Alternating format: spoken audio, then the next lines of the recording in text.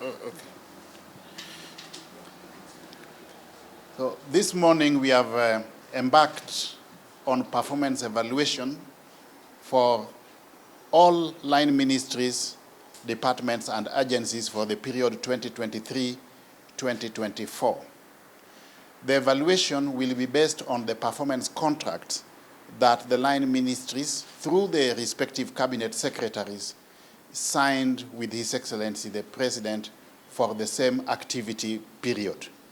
You are aware that the 2023-2024 performance contracts were the first set of contracts that were signed by His Excellency the President under the fifth administration. So we want to assess or evaluate the extent to which the commitments which were made in the performance contract have been delivered. We are undertaking this for all the line ministries, departments, and agencies. The basis of this performance evaluation is those contracts which were signed. So we will be guided by the parameters that were agreed on, the programs and the activities that the ministries were expected to undertake, and more so the expected output indicators and the targets. Those outputs, indicators, and targets were negotiated and agreed on at the point of signing the performance contract. So the evaluation now entails assessment of the extent to which those deliverables have been met. So we do not have a window at this point in time to introduce any new parameter or to modify the expected outputs and the output indicators and targets. It is as objective as that, strictly in conformity to what was discussed, negotiated, validated, and ratified at the point of signing the performance contracts. And this is part and parcel of institutionalizing results-based management in government. We want to ensure that each and everybody and all organizations and institutions in government are held accountable by way of results.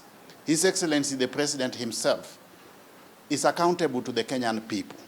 And that is why he committed to implementing the bottom-up economic transformation agenda. These performance contracts that are being signed year in, year out are not developed in a vacuum.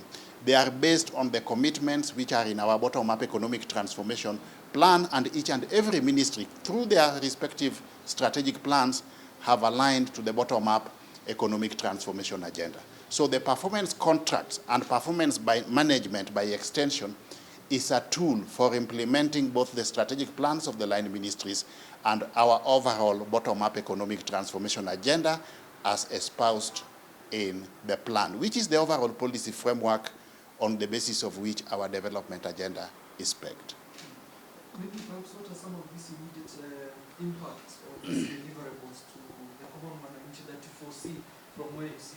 Since it's a new program, going into maybe even the next several years. You see, overall, why we are institutionalizing performance management is to ensure that we get results. We move from a situation where everything is based on rituals and formalities to a culture of results in the public service. You are aware that everything that we do is financed by public resources. Those resources come from the Kenyan public, and the public need to hold us accountable by way of results based on the promises we made and the deliverables and the expectations of the public as an integral stakeholder segment. So it is a mechanism through which we will facilitate delivery of what was promised in line or in tandem with the expectations of the Kenyan people. Thank you very much. Thank you.